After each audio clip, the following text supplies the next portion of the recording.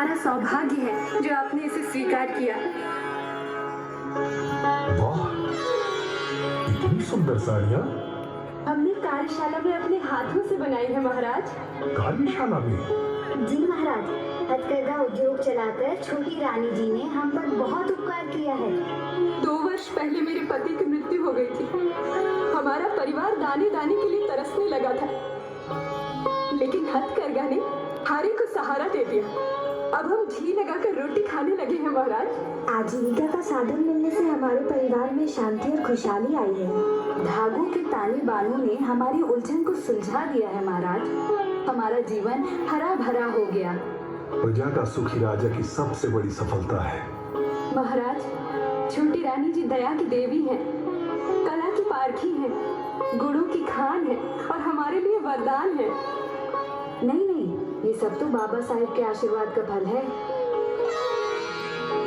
जीती रहो अहिल्या।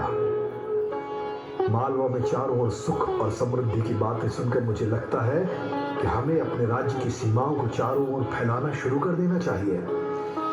तुम्हारे इस संबंध में क्या राय है अहिल्या? राज्य के आर्थिक विकास का सबसे बड़ा साधन व्यापार ही होता है। अपने हथकरघा उद्योग द्वारा निर्मित वस्त्रों की बाजार में बहुत मांग है। यदि हम उत्पादन बढ़ाते हैं तो लाखों लोगों को रोजगार मिलेगा। मालवा की कलाओं को प्रोत्साहन और इसके द्वारा सीमाओं के विस्तार में भी मदद मिलेगी बाबा साहेब। सीमाओं का विस्तार वस्त्रों से नहीं होता है या इसके लिए शस्त्र उठाने पड़ते हैं। शस्त्रों से सीमाओं को तो जीत सकते हैं युवराज जी, लेकिन दिलों को जीतने के लिए तो लोगों को आय के साधन उपलब्ध कराने होंगे।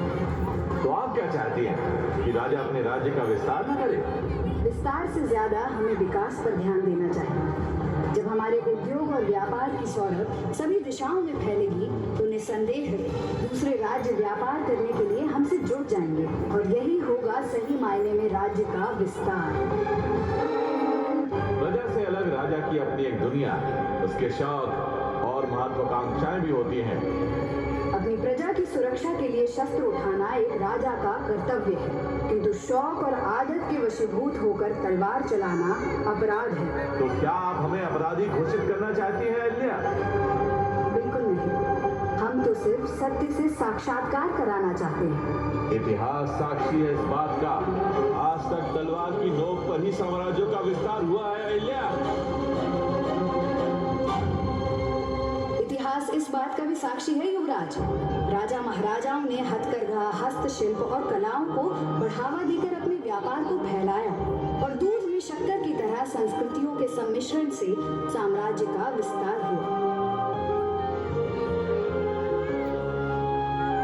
मानचित्र में तो विशाल साम्राज्य बहुत अच्छा लगता है खांडेराव, किंतु साम्राज्य की विशालता उसके क्षेत्रफल से नहीं, प्रजा की खुशहाली, सुरक्षा और उनके जीवन स्तर से तय होती है। प्रजा को सुखी और सुरक्षित किए बिना कोई भी साम्राज्य टिक नहीं सकता। तुम्हारा कहना उचित है अहिल्या। बाबा साहेब, आशीर्वाद दीजिए।